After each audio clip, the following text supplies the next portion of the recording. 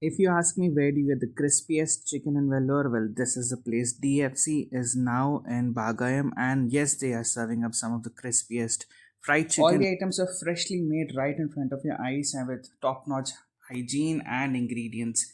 The chicken was absolutely golden brown, crispy from the outside, and soft inside.